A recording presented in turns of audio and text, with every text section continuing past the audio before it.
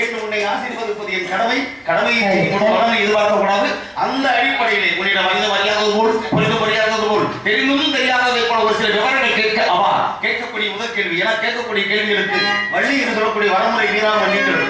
நாரதன் என்ற கோட்பாடு தவறாமல் அடிகள் இங்குள்ள மக்களுக்கு அறிவு விருந்து வைக்கக்கூடிய வகையிலே அற்புதமான ஒரு தர்க்கத்தை ஏற்படுத்துவதற்கு அடிகள் கொடுக்கக்கூடிய முதல் வினா இதோ.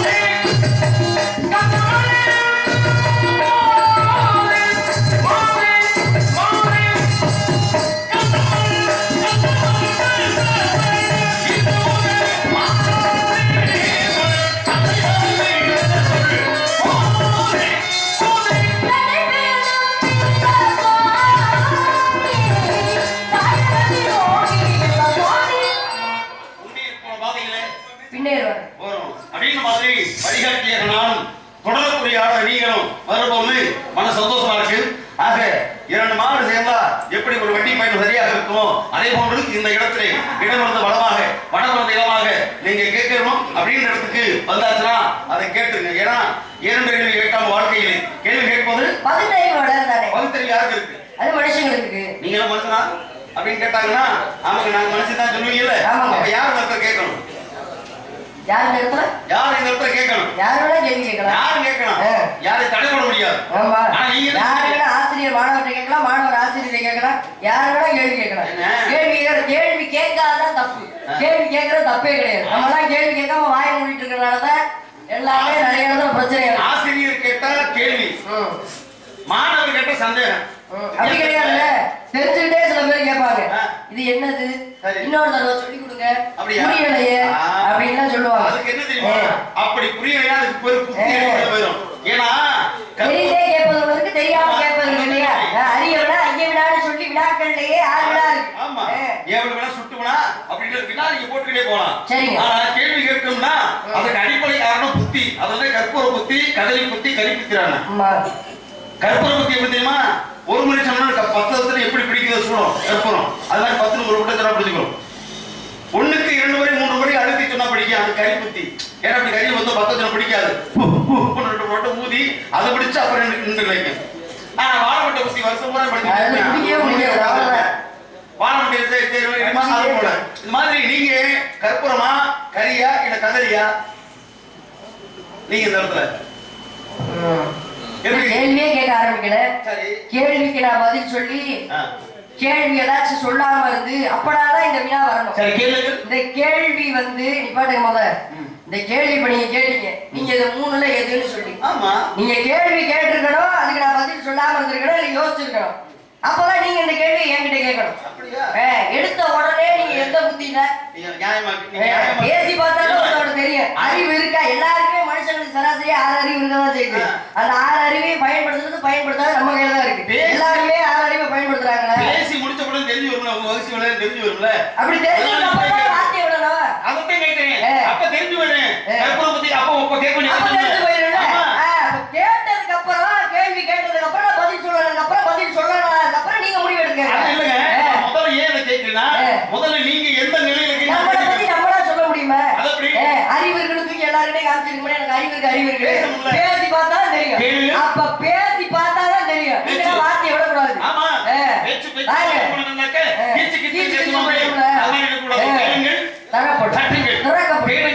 கிடைக்கும் கேட்காம கொடுத்தவன் பாதிகளை செத்து கொடுத்தவன் கீழக்காது வைத்து கொடுத்தவன் குமரவள் உணவன் ஆக மொத்தத்துல எத்தனை மெத்தமா கொடுத்துருக்கேன். இன்னைக்கு நான் கேட்கறதுக்கு நீங்க கொடுக்கணும். அப்படி நம்பிக்கை எனக்கு வந்துருச்சு. சரி, அதனால கேட்கலாம் இல்லையா? கேளுங்க. நாடு எந்த நாடு? தொண்டை நாடு. நிலமோ குறிஞ்சி நிலம், ஊரு சிற்றூர், தலைநகரம் வேட்பாடி, தந்தை பை நம்பிராஜ், தாயின் பை தங்கை மோய், உடன் பை வள்ளி, உடன் மருது, உடன் பிரவாதர் 7 பேர். சரி வந்திருப்பது காவலி என்ன காவல்? திணைக்காவல். என்ன திணை? கருந்திணை செந்திணை. கருந்தனை யாரு? செந்தினை. கருந்திணை எங்களுக்கு, செந்திணை செந்தில் வழி வேறனுக்கு. கையில் உள்ளது. கவல் அமைந்திருப்பது. பரல் அடைந்திருப்பது. பருவம் பருவம் என்பது சித்திரம். பாதுகாக்க வேண்டும். பத்திரம் வருவது ஒரு சாஸ்திரம். வருவதை தவற விட்டு அது உபத்திரம் இருக்காங்களே. உபத்திரத்துக்கு இல்லாம போனா என்ன செய்யணும்? என்ன செய்யணும்? பாதுகாப்பா இருக்கணும். பாதுகாப்பான ஆளு கூட இருக்கணும். முத கூட இருக்க ஆளே சரியில்லைன்னா அப்புறம் எங்க இருக்கு பாதுகாப்பு? உபத்திரத்துக்கு ஆளாக செய்யணும். வேலையே பயிர் மேய்ச்சல் விளைவது அப்படின்ற கேள்விதான் வந்துடும். அதை பத்தி கேட்கல. என்னதான் பாதுகாப்பாக நீங்க இருக்கக்கூடிய இடம் காடு ஏதோ ஒரு வகையில் ஆபத்து வரலாம். பெண்களுக்கு காவல் வரணும்னா பெண்களுக்கு அவங்கதான் காவலே. பெண்களுக்கு வந்து காவல் போட முடியுமா? 1000 பேர் காவல் தான் நம்ம மனசுதான் இருக்கு இல்லையா? பெண்களுக்கு யாருமே காவல் வந்து 1000 பேர் இருந்தாலும் அவங்க நினைக்கணும். அவங்க ஆசைப்பட்டாங்க வச்சுக்கோங்களேன், அதை யாருமே தடுக்க முடியாது. மனசு போட்டுக்கோங்க. சரிங்க. ஆனா அதையும் மீறி ஒரு சக்தி இருக்குல்ல கூட்ட. என்ன சக்தி இருக்குன்றீங்க? தெரியல. இல்ல என்ன சக்தி இருக்குன்றீங்க? கடவுளை நம்பினோம் கைவிடப்படாது. கடவுளை நம்பணும். கடவுளை நம்பணும். யாரா பெண்ணா இருந்தாலும் சரி, ஆணா இருந்தாலும் சரி, யாரா இருந்தாலும் கடவுளை நம்பணும். நீங்க என்னன்னு விஷயம் உங்களுக்கு மேல கடவுள் ஒருத்தர் இருக்கா நம்புறீங்க? நினைச்சிட்டு அப்படி கிடையாது. கடவுளே காதலிச்சாலும் இருக்காங்கல்ல. அப்ப காதலிக்கணும், ஒருத்தவங்க மேல விருப்பப்பட்டுட்டாலோ இல்ல இதுதான் வேணும் அடம் பிடிச்சிட்டாலும் பெண்களோட ஆசையை தடுக்கவே முடியாது. அதாவது பெண்களோட மனசுல வந்து எல்லா ஆண்களுக்கு வந்து இதை முடிச்சிருக்கு இங்க கழுத்துல. ஆனா பெண்களுக்கு கிடையாது. யார்கிட்டயாச்சும் வந்து சொன்னோம்னு வச்சுக்கோங்களேன், இதை சொல்லாத சத்தியம் அப்பதான் வாங்கியிருப்போம், யாருக்கிட்டையும் சொல்லிடாத அப்படின்னு சொல்லுவோம். ஆனா சாதனமே பாருங்க, யாராச்சும் ஒரு ஆளுங்க விஷயம் தெரிஞ்சிருக்காங்க. யார் கொடுத்த சாபம் அப்படின்னா தர்மராகப்பட்டவர் குந்தி தேவிக்கு கொடுத்த சாபம். பெண்களோட மனசுல ஒளிவு முறையே இருக்கக்கூடாதுன்னு கொடுத்த சாபம் தர்மராகப்பட்டவர் குந்தி தேவிக்கு. என்ன காரணம் அப்படின்னா, வயசுக்கு வர்றதுக்கு முன்னாடியே கர்ணனை பெத்து எடுத்துட்டா. அப்ப இவ்வளவு பெரிய விஷயத்தை எங்க கிட்ட இருந்து மறைச்சிருக்கியே, செத்ததுக்கு அப்புறம் தான் தெரியும். ஏன்னா சொல்லிட்டு தான் போனான் கர்ணன். என்ன சொன்னா, அம்மா என்ன நடந்தாலும் கர்ணன் நான் தான் உன் பிள்ளை அப்படின்னு சொல்லி துரியோதன சொல்லிடாதம்மா, அவன் மனசு உடைஞ்சு போயிடுவான். என்ன நம்பிதான் போருக்கே அவன் தயாரா இருக்கா. அப்ப அவங்கிட்ட போய் நான் பாண்டவர்ல ஒரு ஆளுதான் சொன்னா மனசு உடைஞ்சு போயிடுவாமா, சொல்லிடாத அப்படின்னு சொன்னாடா. இன்னொன்னு என்ன சொன்னா, சாவோடு போருக்கு போனதே யாரு அப்படின்னா கர்ணனாகப்பட்டவன் தான். இருக்கு இல்லையா? அப்படி பெண்களோட மனசு இல்லையா? இருக்கு இருக்கு இல்லையா? விஷயத்தை சொல்றீங்க, அதை சொல்லும் போது இருக்குன்றத நீங்க ஊர்ஜிதமா சொல்லணும். இருக்கா என்கிட்ட கேட்டா உங்களுக்கு தெரியல கேட்கறீங்களா? அப்படி இல்ல இருக்குல்ல சொல்றேன். இருக்குல்ல உண்மையை சொல்லும் போது அடிச்சு சொல்லணும். சரியா? சில பேர் பொய்ய பேசிட்டு அடிச்சுதான் பேசுவாங்க. அதுக்கு என்ன பண்ண முடியும்? போய் நான் இப்ப என்ன போய் பேசுறேன்? தேவையில்லாம அந்த வாக்குவாதம் வந்தமா பேசுனமா போனமான்னு இருக்கணும். அதை விட்டுட்டு பொய் சொல்றேன். என்ன காவலுக்கு வந்த விஷயம் தான் நான் பேசுனேன். சரி, ஆனா நீங்க பேசும்போது என்ன பண்ணீங்க? மனசை பத்தி பேசும்போது என்ன சொன்னீங்க? என்ன சொன்னேன்? ஒருத்தர் மேல மனசு ஆசை வச்சிருக்கோம். ஆமாங்க. அப்படின்னீங்கல்ல, அந்த இடத்துக்கு கேட்க போறீங்க.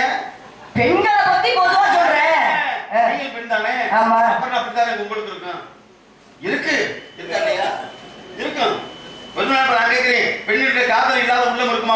பெண்கள் இருக்கத்தான் செய்யும். உங்களுக்கு இருக்கு. அதனால பாதுகாப்பு கருதி பெற்றோர்கள் மேல வைக்கிறதுமே காதல் தானே. அன்பு கருணையவே காதல்னு சொல்லுவோம். தமக்குரிய அன்புடையார் என்று உயிர் பிறக்கிறாங்க. அன்பு செலுத்துங்க, தவறு கிடையாது. ஆக இந்த இடத்துல நம்ம கேட்க வந்தீங்க. இருந்தாலும் இந்த இடத்துல நான் கேட்ட இதை பாதுகாப்பு கொடுப்பது யாருன்னு கேட்டதுக்கு நமக்கு மேல ஒரு சக்தி இருக்கு சொல்லுவீங்க. அது கடவுள் சக்தி. உங்களுக்கு கூட கடவுளியார் முருகப்பெருமான். முருகப்பெருமான் கையெழுத்து கும்பிடுறீங்களா? ஆமாங்க. அனிதம் வளர்றீங்களா? ஆமா.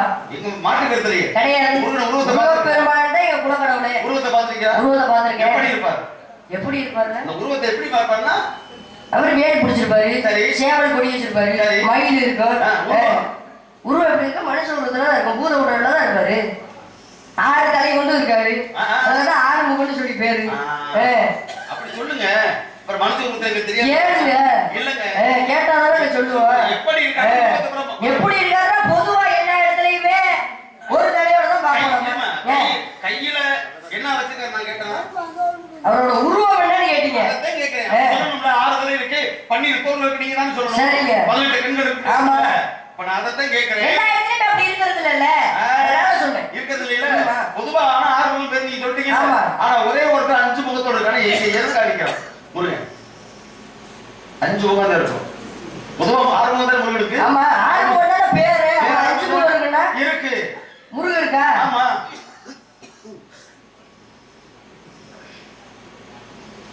என்ன முழிக்கிறீங்க? முருகருக்கு ஆறுமுகம் இருக்கான்னு கேட்டேன். நான் கேட்கிற கேள்வி வந்து சபையில என்ன கேள்வி கேட்கிறோம் அப்படின்றது ரொம்ப முக்கியம். எல்லாமே கேள்வி ஆயிராது. அப்படி இல்ல, நான் முருகனை கேட்டீங்கன்னா நீங்க தெரிஞ்சுக்கோங்க. முருகன் பெருமானுக்கு அச்சுதானே இருக்கா? இல்லை எல்லாரும் அமைதியா உட்காந்து ஏதாச்சும் ஒரு ஊர்ல அங்கிருந்து யாராச்சும் கத்துவாங்க இருக்கு இல்ல எல்லாரும் அமைதியா உட்காந்துருக்காங்க. நான் ஏன் மக்கள் கேட்கிறேன், உங்களுக்கு என்ன உங்கள்கிட்ட கேட்கிறேன். ஊரை துணை கேட்கிறீங்களோ? ஆமா எல்லாம் ஏங்கிட்டோம். 5 நாளா கிடையாது போப்பா, அதான் சொல்லிட்டாருல 5 நாளா கிடையாது. சொல்லுங்க ஊரோட வச்சா வேற தெரிஞ்சு வச்சுக்கிட்டாரு ஊரை துணை கேட்கிறீங்க. அப்படி கிடையாது. எதுக்கு எடுத்தாலும் உங்களுக்கு என்ன பிரச்சனை தானே? 5 தலையோட இருக்காரு அவங்கள பிரச்சனை நல்லா இருக்கு வாழ்க்கைக்கு. அது எல்லாமே பிரச்சனையா போனா நல்லா இருக்காது. ஒரு அமைதி வேணும் வாழ்க்கை. எல்லாமே பிரச்சனையா போனா நீங்க அப்படிப்பட்ட ஆளு. ஒரு பிரச்சனை பண்ணணும்னா உங்க மண்டை வெடிச்சிரும்ல, அதனால பிரச்சனை பண்ணிட்டே அழிங்க. உங்களுக்கு மட்டும் பிரச்சனை பண்ணிக்கணும், மத்தவங்களுக்கு பிரச்சனை உண்டாக்கிட கூடாது. நெத்தில என்ன பண்றீங்க? ராமம் போடுறீங்க. ராமமா நாமமா? ராமம். தமிழ்ல என்ன நாமம்னா பெயர் கேட்டா தமிழ்ல சொல்லணும். சமஸ்கிருதத்துல கேட்கணும். சமஸ்கிருதத்துல நான் கேட்டேனா தமிழ்ல சொல்லணும். நீங்க தமிழ்ல கேட்டீங்களா? தமிழ்ல சொல்லணும். நீங்க கேக்குறப்ப நான் தமிழ்ல தான் சொல்லுவேன். என்ன விஷயம் இருக்கு? விஷயமே இல்ல போலயே. அப்படி கிடையாது. யார பார்த்து நீங்க தெரியக்கூடாது, தெரியும் உலகம் தெரியும். சரிங்க. நீங்க இந்த இடத்துக்கு சொந்தக்காரங்க. சரிங்க. நீங்க சோழ நாட்டுல அதாவது தொண்டை மண்டலத்துல சின்ன சின்ன கிராமத்துல வாழ்றீங்க. தமிழகத்துக்கு உட்பட்ட பகுதி. நீங்க தமிழ் மொழியிலே பேசுறீங்க. எனக்கு சந்தோஷம். நான் அப்படி இல்ல, நான் பன்மொழி பேச்சாளர். அப்படியே இல்ல, நீங்க வேற யார்கிட்டயாச்சும் போய் பேசுறீங்க. இப்ப சேர நாட்டுல போய் பேசுற, சேர நாடு எதை சேர்ந்தது? கேரளா பகுதியை சேர்ந்தது. அங்க போய் நீங்க மலையாளத்தை பேசுறீங்க, அங்க ஒரு ஆள்கிட்ட பேசினா தப்பு கிடையாது. தமிழ் வச்சுக்கிட்டே நான் தமிழ் தானே, அப்ப தமிழ்ல பேசுங்க. சமஸ்கிருதத்துல எதுக்கு பேசுறீங்க? பேசக்கூடாது, சட்டப்படக்கூடாது. நீ அர்த்தத்தை அதனால பேசணும்னு நான் சொல்லுவேன். அதுல பேசுறதா சரின்னு நான் சொல்றேன். நீ என்ன பேர் கேட்க நான் சொல்றேன், பேசக்கூடாது அர்த்தத்தை கேட்கிறேன். அதுக்கு நான் பதில் சொல்லுவேன். தமிழ்ல சொல்லிட்டு அதுக்கப்புறம் சமஸ்கிருதத்துல சொல்லுங்க. அதே நான் சொல்லணும். நான் சமஸ்கிருதம் சொல்லும்போது உங்களுக்கு கேட்காது, அப்ப நான் கசக்கிறது தமிழ் தமிழ் இருக்குமோ? நீ கேட்டா கேட்கிற கேள்வி கேளுமா? தமிழே அதுக்கு பையன் திருமண். திருமண் இத சொல்லதான் அவ்வளவுதான். வாயில இருக்க முத்து கொட்டிடுமா? கேள்வி பதில் சொல்லப்பா. தமிழ்ல தானே சொல்லணும், அதுக்கப்புறம் தானே சமஸ்கிருதத்துல சொல்லணும். சரி இருக்கட்டும். யாரை நினைச்சு இந்த லாபம் போட்டீங்க? இந்த திருமண் சொன்னீங்கல்ல, இந்த திருமண் யாரை நினைச்சு போட்டீங்க? நாராயணன். நாராயணன் நினைச்சு போட்டீங்க. அவரோட உருவம் எப்படி இருக்கும்? அவருடைய அவர்தானே நீங்க வழிபடுறீங்க, நான் முருகர் வழிபடுறேன். அவரோட உருவம் எப்படி இருக்குன்னு கேட்டீங்க. அவர் வந்து 6 முகத்தோட இருப்பாருன்னு சொன்னேன். ஆனா 5 முகத்தோட ஒரு இடத்துல இருக்காருன்னு சொல்றீங்க. சரி, அதை யோசிப்போம். ஆமா இருக்கட்டும். இங்க பாருங்க. சரி இருக்கட்டும். இப்ப நீங்க இருங்க. இப்ப நீங்க யார வழிபடுறீங்க? நீங்க யார? நாராயண வழிபடுறீங்க. அவர் எப்படி இருப்பாரு? அவரோட உருவம் என்ன? பொதுவாக மனித உருவம், தலையில கிரீடம், கிரீடம் இருக்கும், மோதிரம் போட்டிருப்பாரு, கால கொலுசு போட்டிருப்பாரு, மெட்டி போட்டிருப்பாரு. இத கேட்டாங்களா? உனக்கு என்ன இல்ல என்ன சொன்னாரு? நான் கேட்டேனே உருவம் எப்படி இருக்குன்னு கேட்டா அவர் வேலை வச்சிருப்பாரு. இதெல்லாம் நான் கேட்டேனா? எதுக்குமா சொன்னேன் நீங்க கேட்டீங்க? உருவம் எப்படின்னா உருவத்தை மட்டும் சொல்லப்பா. மனித உருவமாக சங்கு சக்கரத்தோட இருப்பாரு. சங்கு சக்கரத்தோட இருப்பாரு. அப்படி இருப்பாரு. சரி இருக்கட்டும். ஒரு அவதாரம் எடுத்தாருல.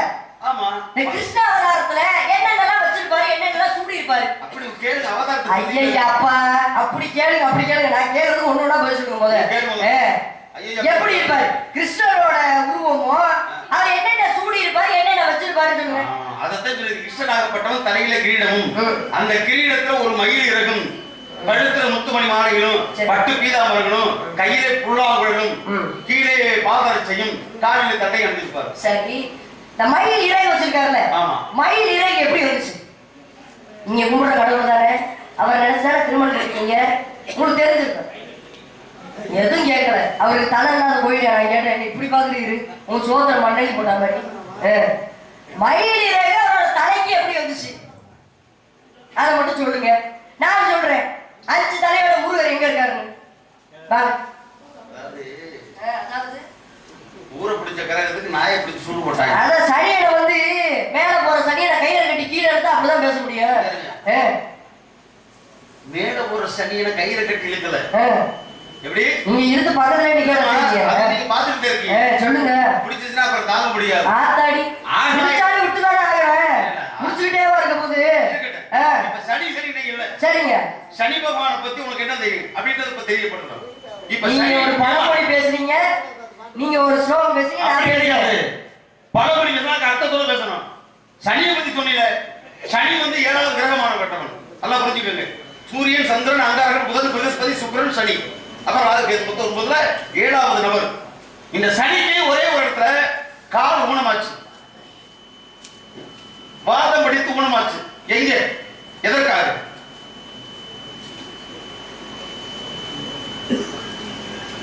மேல இருக்க சனியை கயிறு கட்டி கீழே. அந்த சனியை பத்தி கேட்டுருக்கீங்க. அந்த சனியை பத்தி தெரியும்ல. அத சொன்னதுக்கு ஒரு கேள்வியா? ஆமா, எல்லாரும் கேட்கலையே, நான் புதுசா கேட்கலையே, திட்டமிட்டு கேட்கலையே. நீ என்ன சொன்னியோ அதுல வந்து நான் பேசுறேன். அப்படி தெரிஞ்சுக்கிட்டா உங்களை பத்தி பேச முடியும். சனி பகவானுக்கு கால் எப்படி போச்சு? ஊனமாச்சு. அந்த கால் ஊனமாச்சுல்ல, இந்த கால் ஊனமானது எங்க சரியாச்சு? நீங்க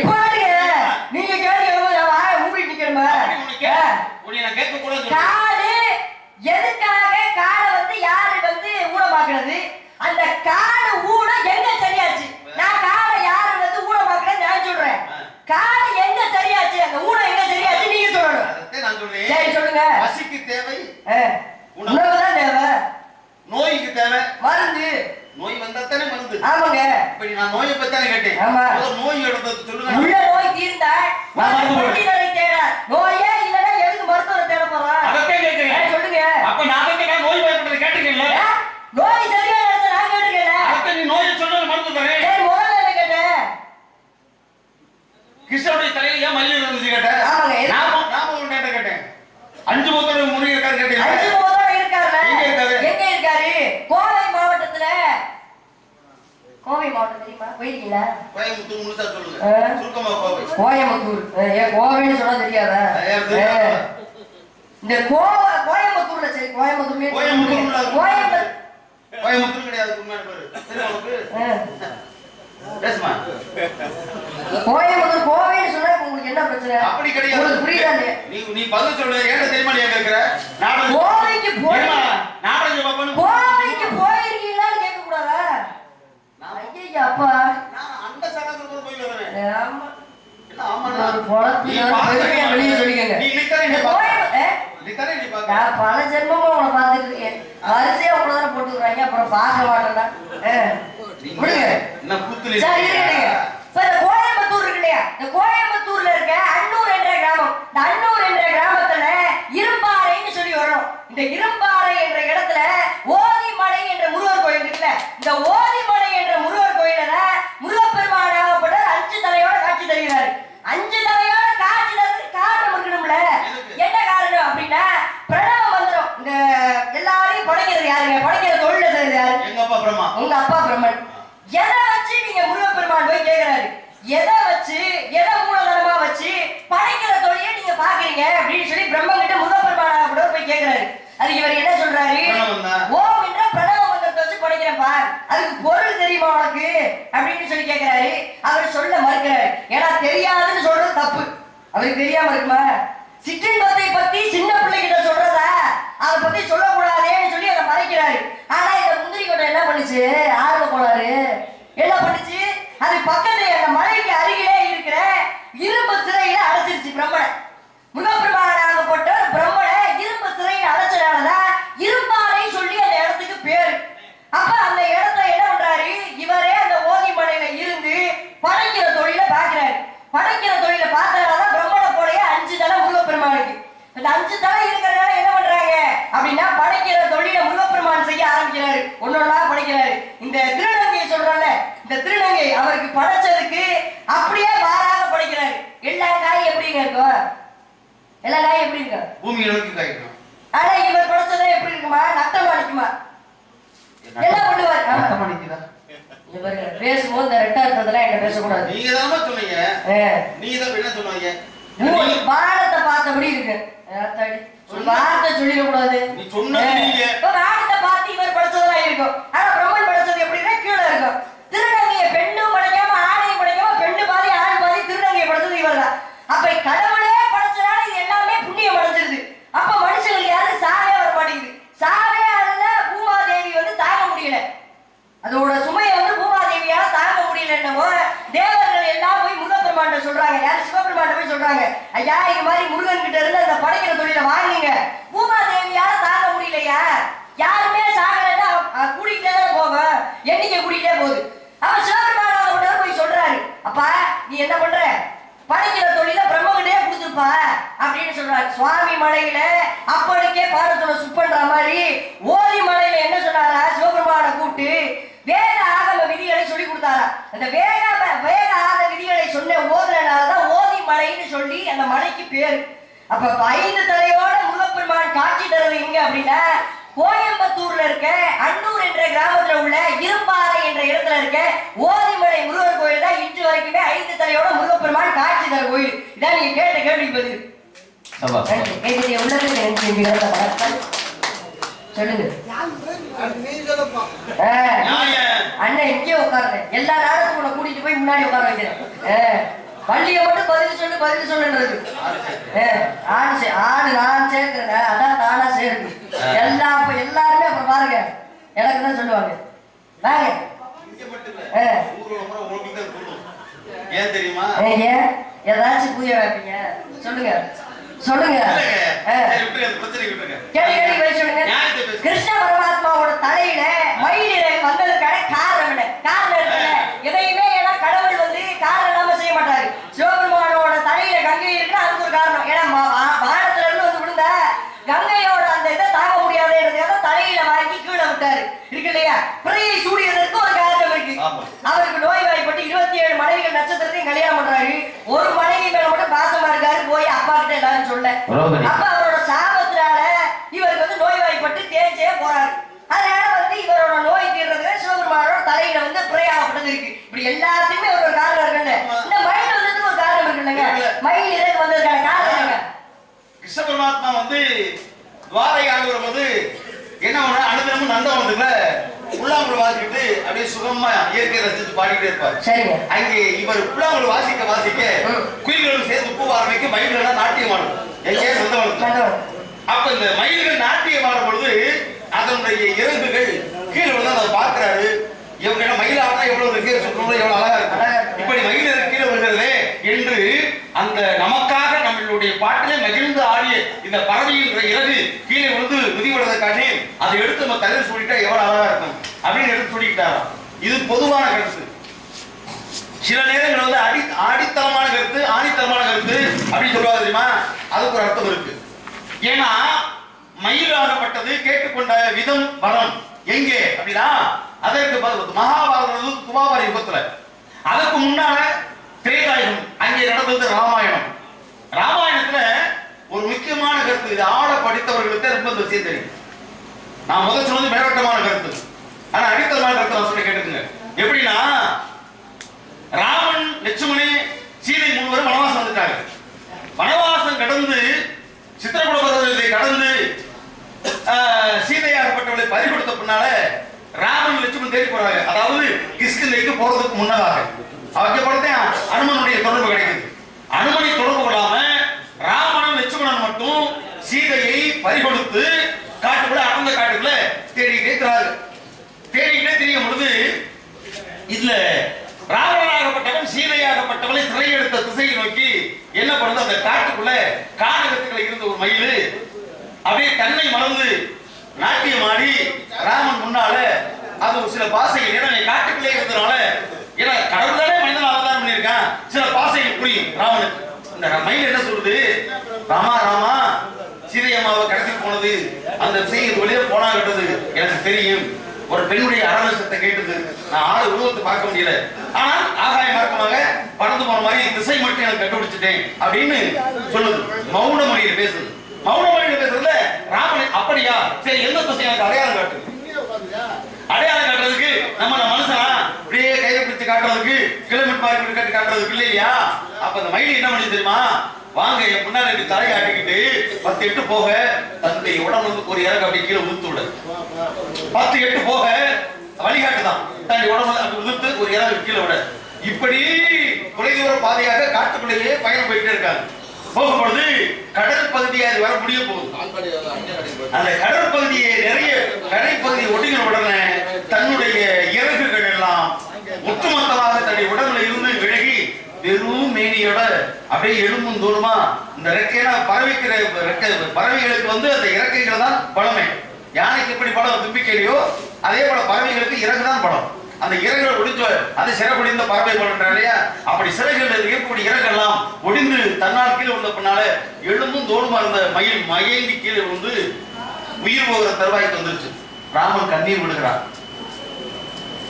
ஒரு 4 அறிவிடம் பறவை இனம் மயில், 4 அறிவு ஜீவன் நமக்கு வந்து வழிகாட்டி ஒரு உதவி செய்யணும் உள்ளன் போட நோக்கத்தோட தன் உயிரை விட போகுதே, இதுக்கு என்ன நான் கைமாறு செய்ய போகணும் அப்படின்னு இந்த மயில் கிட்ட முன்னால பேசுறான் கதறி ராம். அப்பதான் அரைகுறை அந்த உயிர் போயிட்டு தருவாயிட அந்த மயில் சொல்லுது, ராமா இந்த யுகத்துல நான் உனக்கு செய்ய வேண்டிய தீர்க்க கடனை நான் செஞ்சுட்டேன். அப்படி எனக்கு தீர்க்கமான ஒரு கடனை எனக்கு நீ திருப்பி செலுத்தோம்னா அடுத்த யுகத்துல அடுத்த பிறவில எனக்கு பெருமை சேர்த்துக்க, இதே எனக்கு போது உயிரை விட்டுருது. அந்த அடிப்படையிலே துவாரகிலே பிருந்தாவனத்திலே மயிலாகப்பட்டது. ஆடும் பொழுது இவனுக்கு ராமனுக்கு அந்த பழைய நினைவுகள் வந்தது.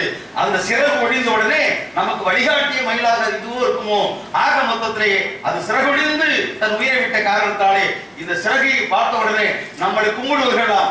கும்பிடும் பொழுது கையெழுத்து தரையிலே கும்பிடும் பொழுது இங்கே சிறகு மேலே இருந்தால் அதற்கும் வணக்கம் செலுத்துவார்கள் அத்தனை பக்தகோடி மக்களும் என்ற அடிப்படை காரணத்தை புரிந்து கொண்டவர்கள் தான் கிருஷ்ண பரமாத்மா அந்த மயிலுக்கு நன்றி செலுத்தும் விதமாக தன் தோகையை அதனுடைய தோகையை எடுத்து தலையில் சூடிக்கொண்டார். அதனால் தான் கிருஷ்ணனுடைய தலையில் மயிலிறகு இப்படித்தான் வந்தது. அதனால் தான் எல்லாரும் கையெழுத்து நாம் வணங்குகிறோம். அந்த விஷயத்தை சொல்லுங்க. அந்த விஷயம் இருக்கட்டும், தெரியாத உங்களுக்கு சரி காட்டுல போது என்ன செய்வீங்க? தூச்சி கொள்ளணும், கதவு இருக்கிற பொழுது சாத்தி கொள்ளணும், பயிர் செய்யணும், நீர் தேவை, வெளிச்சம் தேவை, அது பாதுகாப்பு தேவை, காலம் பொன் போன்றது, கடமை கனி போன்றது. அதானே உங்களுக்கு அழகான ஒரு மாப்பிள்ளை பாட்டு. மாப்பிள்ளை பார்த்து வந்திருக்கீங்க, எவ்வளவு ஒரு நல்ல விஷயம். யாருக்காச்சும் தோணுச்சா? எல்லாரும் பார்த்து பொண்ணுக்கு மாப்பிள்ளைக்கு மூணு குறிப்பாங்க. எந்த நேரத்தை குறிப்பாங்க? எந்த நேரத்தை குறிப்பாங்க? நல்ல நேரம் தான், முகூர்த்த நேரம். பாருங்க, நல்ல நேரம் இருக்கு, ராகு காலம் இருக்கு, யமகண்டம் இருக்கு, குளிகன் இருக்கு. குளிகன் யார் தெரியுமா? குளிகை யாரு? குளிகன் யார் தெரியுமா? சனி பகவானோட மகன். அந்த சனிக்கு வாத நோய் வந்து கேட்டில இருக்கணும். எப்படி? 4 வயசு அதுதான் உண்மை. இப்ப இந்த சனி பகவான் கெட்ட நேரத்தை போகணும், நல்ல நேரம் வந்துடும். அவர் சைடுக்கு வந்துட்டாரு. அப்புறம் ஒன்றும் பிரச்சனை இல்லை, சொல்லி முடிச்சிடணும். சொல்லணுமா வேணாமா? முருகரை காக்க வைக்கலாமா? ஐயா முருகையா சொல்லணுமா? சரி சரி விடுங்க. சனி பகவானுக்கு வந்து ஒரு கார் எப்படி போச்சு, ஊனமாச்சு அப்படின்னா நீங்க கேட்டீங்கல்ல, இந்த பிள்ளை பிறக்கிறதுக்கு காரணமே அதான். என்ன காரணம் அப்படின்னா, மண்டோதரின்னு சொல்லி ராவணனோட மனைவி மாசமா இருக்கா. மாசமா இருந்தா பிள்ளை வந்து எப்படி போடணும், எல்லாருக்குமே பிள்ளை எப்படி போடணும் ஒரு கனவு இருக்கும். அப்ப ராவண போய் சுக்கராச்சாரியர்கிட்ட கேட்கிறான், ஐயா எனக்கு வந்து அழிவே இல்லாத என் பிள்ளைக்கு அழிவே இருக்கக்கூடாது, எல்லா சக்தியும் என் பிள்ளைக்கு இருக்கணும், எல்லா தேக பலமும் இருக்கணும், அறிவும் இருக்கணும், அவருக்கு அழிவே இருக்கக்கூடாது அப்படின்னு சொல்லி கேட்கிறார். சுக்கராச்சாரியர் என்ன சொல்றாரு, அப்பா அழிவே இல்லாம அப்படிலாம் ஒரு பிள்ளை வேணும் அப்படின்னா நவகிரகங்கள் எல்லாமே ஒரே கட்டத்துக்குள்ள இருந்தால உன் பிள்ளை அப்படி பிறக்கும்னு சொல்றாரு. நவகிரகங்கள் எப்படி ஒரே கட்டத்துக்குள்ள இருக்கும்? ஒரு கட்டத்துக்குள்ளதான் இருக்கும், இருக்கு இல்லையா?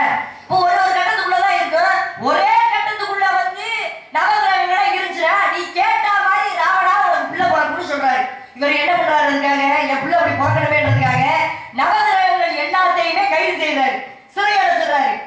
பூமியில இருந்தாதானே உங்களோட மண்ணு பகுதியில வந்து இருந்தாதானே உங்களோட சக்தி அதிகரிக்கும். அதனால நீர்ல கடல்ல கொண்டு போய் நவகிரகங்கள் எல்லாத்தையும் வச்சிடறாரு. நவகிரகங்கள் எல்லாத்தையுமே 11வது கட்டத்துல கொண்டு போய் வச்சிடறாரு. எல்லாருமே சிறையில் அடைச்சிடறாங்க. இவங்க எல்லாருமே நவகிரகங்கள் எல்லாத்துக்குமே கோபம் வருது. சுக்கராச்சாரியாரால இவ்வளவு பிரச்சனையும் அப்படின்னு சொல்ல இவருக்கு கோபம் வருது. என்ன பண்றாரு, சுக்கராச்சாரியரே வந்து சொல்றாரு, அப்பா நீ என்ன பண்ற, எல்லா நவகிரகத்தையும் சொல்றாரு, நீங்க என்ன பண்றீங்க அப்படின்னா உங்களை மாதிரியே ஒரு ஆளை உருவாக்குங்க. உங்களை மாதிரியே ஒரு ஆளை உருவாக்குனீங்கன்னா அது பிறக்கிற நேரமும் ராவணனுக்கு குழந்தையும் பிறந்துரும். அப்ப நீங்க எல்லாமே சிறையில இருந்து விடுபட்டுருவீங்க அப்படின்னு சொல்லி சுக்கராச்சாரியார் நவகிரகங்கள்ட்ட சொல்றாரு. அப்ப சனி பகவான் ஆகப்பட்டவர் என்ன பண்றாரு, இங்க இருந்தே தன் மனைவியை கர்ப்பமாக்குறாரு. யாரு? தேஜஸ்டா என்ற தேவி, மூத்த தேவின்னு சொல்லக்கூடிய மூதேவிய இங்க இருந்தே கர்ப்பமாக்குறாரு சனீஸ்வரனோட மனைவிய. அப்படி மாசமா இருக்கும் போது கர்ப்பம் தரிக்கும் போது பிள்ளை பிறக்குது. யாருக்கு? சனி பகவானோட மனைவிக்கு பிள்ளை பிறந்தா இவளுக்கு பிள்ளை பிறகுற நேரமும் அங்க மண்டோதரிக்கு பிள்ளை பிறகுற நேரமும் ஒரே நேரத்துல பிறகுது. இங்க பிள்ளை பிறகுறதுக்கு இது பேர் என்ன அப்படின்னா குடிகன்னு சொல்ல முடியும். குடிகை நேரம்னு சொல்றோம்ல, இந்த குடிகன்னு சொல்ல முடியாது. இன்னொரு பேர் இவருக்கு என்ன அப்படின்னா மாந்தன் என்ற பேரு. இங்க பிள்ளை பிறகுது, பேரு வச்சுட்டாங்க. இவருக்கு என்னது ராவணேஸ்வரனுக்கு பிள்ளை பிறகுது. இவன் பிள்ளை பிறந்தோடைய இடியோட கூடிய மழை, சரியான மழை பெய்யுது. இவனோட சிரிப்பே அழுத சத்தமே எப்படி இருக்க, இடி மாதிரி கேக்குதா. இப்ப இடி மாதிரி கேட்கவும் இவனுக்கு வந்து என்ன பேர் வச்சாங்க அப்படின்னா மேகநாதன் சொல்லி பேர் வச்சாங்க. யாருக்கு? ராவணேஸ்வரனோட மகனுக்கு மேகநாதன் என்ற பேர் வச்சாங்க. ஏன் அப்படின்னா அவன் பறக்கும் போதே இடி மின்னலோட மழை பெய்ஞ்சான், அதனால அந்த பேர் வச்சாங்க. அப்ப என்ன ஆகுது, தேவர்கள் எல்லாம் பேசிக்கிறாங்க. இப்படியே வந்து நவகிரகங்களை அடைச்சு வச்சிருக்காங்க, சிறை எடுத்து வச்சிருக்காங்க. என்ன பண்ண நகர்ந்தா இவனோட உயிர் போயிடும். அப்ப என்ன பண்றது அப்படின்னு சொல்லி பாக்குறாங்க. நாரத மகரிஷி போய் விஷ்ணு பகவான் சொல்றாரு, இது மாதிரிலாம் இருக்கு, அழிவே இல்லாத ஒரு அசுர பறந்துட்டானே, இவனை எப்படி அழிக்கிறது, என்ன பண்ண முடியும் அப்படின்னு சொல்ல சனி பகவான் ஆகப்பட்டவர் தைரியமா என்ன பண்றாரு, என்னதான் பண்ணிடுவார் ராவணேஸ்வரன் பார்த்துவோம் அப்படின்னு சொல்லி 11ஆம் கட்டத்துல எல்லாரையும் அடைச்சு வச்சிருக்க. சனி பகவான் மட்டும் 12வது கட்டத்துல தன்னோட இடது காலை தூக்கி வைக்கிறாரு. தன்னோட இடது காலை 12வது கட்டத்துல வைக்கவும், 12வது கட்டம் தான் மரண கட்டம்னு சொல்லுவாங்க. 12வது கட்டத்துல சனி பகவான் போய் இந்த அவங்களுக்கு மிகவும் ஆபத்தான கட்டம்னு சொல்லுவாங்க. அப்ப அந்த 12வது காலில 12வது கட்டத்துல கொண்டு போய் சனி பகவான் ஆகப்பட்டோம் தன்னோட இடது காலை வைக்கவுமே அவனோட ஆயுள் குறைய ஆரம்பிச்சிருது. இதை பார்த்த ராவணேஸ்வரன் என்ன பண்ற, என் பிள்ளைக்கு நீ தீங்கு நினைக்கிற அப்படின்னு சொல்லி தன்னோட இடது காலை வெட்டிடுறான். யாரோட இடது காலை? சனீஸ்வரனோட இடது காலை ராவணேஸ்வரன் வெட்டிடுறான். இப்படி எப்படி காடு போச்சு, எப்படி ஊனமான அப்படின்னா ராவணேஸ்வரன் சனி பகவானோட காலை வெட்டின இடது காலை. இதான் நீங்க கேட்ட கேள்வி பதில், எப்படி ஊனமான அப்படிதான் ஊனமான. இது எங்க சரியாச்சுன்னு சொல்லுங்க. நன்றி நன்றி. இன்னைக்கு உலகத்துக்கு நன்றி. ஆக என்ன இடத்துல தெரியாது அந்த ஊனத்தை சரி பண்ணணும் அப்படின்னா எங்கே பூலோகத்துல குறையர்களுக்கு அதுவும் பாண்டிய நாட்டில சுருங்க பெரிய கதை காலம் கடந்து கொண்டிருக்கிறது. சுருக்கமா சொல்லி முடிச்சாரு. ஏன்னா பாண்டிய நாட்டோட ஈசானி மொழி, பாண்டிய நாட்டு ஈசானி மொழியிலே இன்றைய உங்களுக்கு வெட்ட வெளிச்சமா சொன்னா திருவாரூர் என்று சொல்லக்கூடிய இடத்துல திருமறைநாதர் வேதநாயகம்மாவுடைய சமேதனுடைய ஒரு ஆலயம் இருக்கு. பாண்டியனுடைய சிறப்பான ஒரு தலம். அங்கே ஊனம் என்பது மறைந்து வாதவை நீக்கி ஒரு பெருமைப்படுத்திய ஒரு தலமாக இருக்கிறது திருவாரூர் திருமறைநாதர் ஆலயம். நீ கேட்டது பதில். மாப்பிள வந்து வந்திருக்கீங்க. யார் மாப்பிள? முருகப்பெருமான். முருகப்பெருமான். முருகப்பெருமான் எனக்கு பிடிக்கல. ஏன் பிடிக்கல? ஏன்னா பிடிக்கல. காரணம் என்ன காரணம்? பிடிக்கல.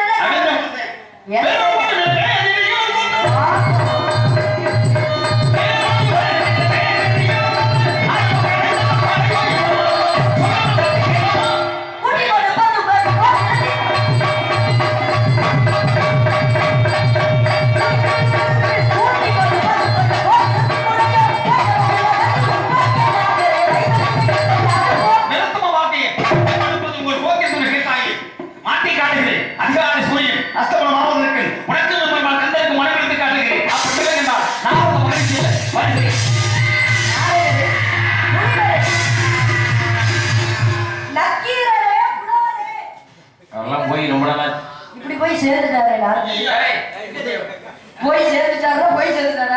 கிடையாது. இப்படி கோபமா போயிட்டாரே அப்படின்ற நாரத மகரிஷியை பார்த்து இத்தனை பேர் முன்னாடி கூட்டி கொடுப்பட்ட வார்த்தை கேட்கலாம. கேட்டீங்கன்னா காரணம் என்ன பண்ண, என்ன காரணத்துக்காக கேட்டேன் அப்படின்னா இவர் இப்படி எல்லாம் கோபப்படுத்தினாங்க. முருகத்துல போய் கோபமா சொல்லுவாரு. அப்பதான் சுவாமி வந்து சீக்கிரம் என்னை ஆட்கொண்டு போவார் சொல்லி அவருடைய பாடல இருந்து நீங்க சீக்கிரம் அடைங்க. இப்படி ஒரு நாடக இடத்துல சுவாமி வந்து சீக்கிரம் என்னை ஆட்கொண்டு போவேன் என்று காத்து கொண்டிருக்கேன். வெற்றியே முருகனுக்கு கந்தனுக்கு